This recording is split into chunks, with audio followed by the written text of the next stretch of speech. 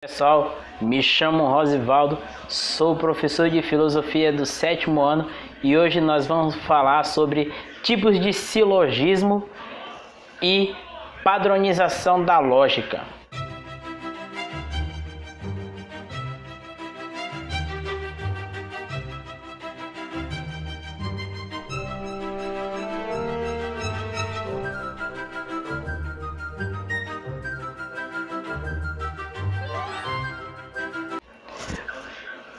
Tipos de silogismo.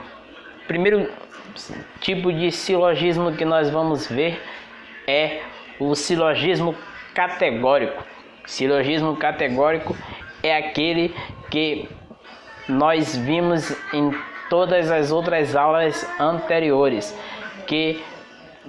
aquele que contém um sujeito e um predicado unidos ou separados pelo verbo de ligação.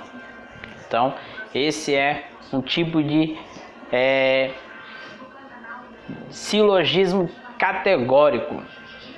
Um exemplo: todos os advogados são juristas. Isso é um tipo de silogismo categórico. O outro silogismo que nós vamos ver é o chamado silogismo hipotético. Ele recebe esse nome por conter preposições hipotéticas ou compostas. Ou seja, preposições que indicam verdadeira e falsa, uma ou ambas verdadeiras, e que são ligadas por alguma palavra. E esse tipo de silogismo hipotético, lembrando que hipotético é algo que pode ser, é algo que pode vir a ser. Então, hipotético é isso. Então, ele é dividido em três. O primeiro é copulativo. O copulativo possui duas proposições simples unidas pela partícula é não com acento, mas um é com o som de i, e em que ambas as proposições elas são verdadeiras. Por exemplo, o carro move-se, a pedra não se move. Então nós temos aí duas proposições e que elas podem ser ligadas pela palavra colocando ela pode ficar: o carro move-se e a pedra não se move. Então fica assim: o carro move-se e a pedra não se move. Então aí tem a ligação, e isso é um chamado de silogismo hipotético copulativo. E existe o segundo silogismo hipotético, que é o disjuntivo. O disjuntivo ele é ligado pela palavra ou e indica que uma proposição é verdadeira, uma proposição é falsa. Ou seja, ou uma é verdadeira ou uma é falsa. Exemplo: esta classe tem um líder ou tem desordem. Então, sabemos que o líder ele é para botar ordem. Então, se na classe tem desordem, então não tem uma liderança. Então, ou pode ter uma liderança que ponha ordem, ou não tem uma liderança que ponha ordem. Então, ou a partícula ou ela vai separar essas duas proposições. Então a frase fica: essa classe ou tem um líder ou tem desordens.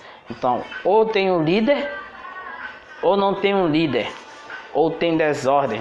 Então, ou é uma coisa ou é outra, não pode ser os dois ao mesmo tempo.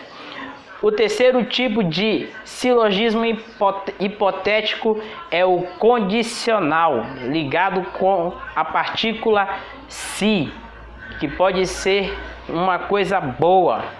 Por exemplo: achei uma chave. Se ela não é minha, esta chave não é da minha casa. Então, A partícula se está indicando que uma coisa boa para ele, porque a chave não é dele. E se ele achou essa chave que não é dele, alguém perdeu essa chave. Não é, é boa para ele, mas para quem perdeu a chave já é ruim. Então, o se aqui, ele está unindo a primeira partícula, achei uma chave, com a outra partícula. Ela não é minha. Se ela não é minha, esta chave não é da minha casa. Então, isso é um tipo de silogismo hipotético condicional, porque tem uma condição. Se essa chave não é minha, ela deve ser de alguém. Se essa chave não é minha, ela deve ser de alguém. E um outro tipo de silogismo que nós temos, nós já vimos o categórico, nós já vimos o hipotético e nós vamos ver o etimema. O etimema é um tipo de silogismo que contém pelo menos uma premissa subentendida, ou seja, que está oculta, mas se sabe que ela poderia estar ali, mas sem ela não faz diferença a frase. Um exemplo: Paulo é um arquiteto de mão cheia. Logo, Paulo tem formação universitária. Nós vemos aí que Paulo é um arquiteto de mão cheia e uma conclusão que diz: logo, Paulo tem formação universitária. Por que chego a essa conclusão que Paulo tem uma formação universitária? Porque é óbvio que todo arquiteto tem uma formação universitária. Então, é como se tivesse em cima: todo arquiteto tem formação universitária. Paulo é um arquiteto de mão cheia. Logo, Paulo tem formação universitária.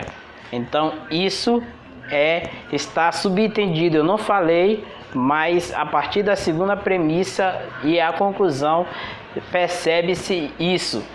Então, é isso que é uma etimema.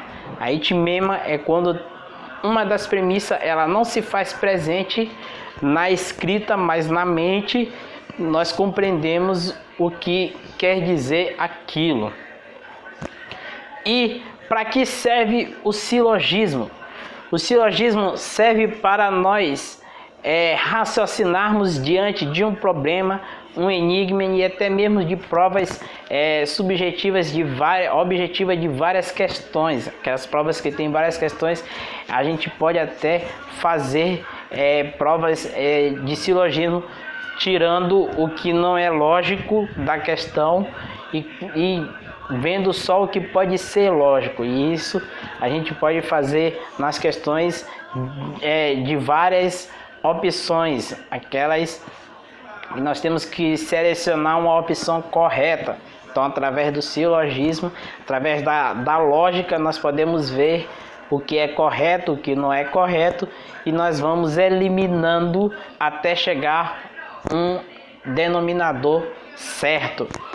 Então, é isso sobre silogismo. Agora nós vamos ver a padronização da lógica. A padronização da lógica é quando nós dividimos os termos da lógica. Uma frase, ela contém 4 termos padronizados. 4 termos padronizados.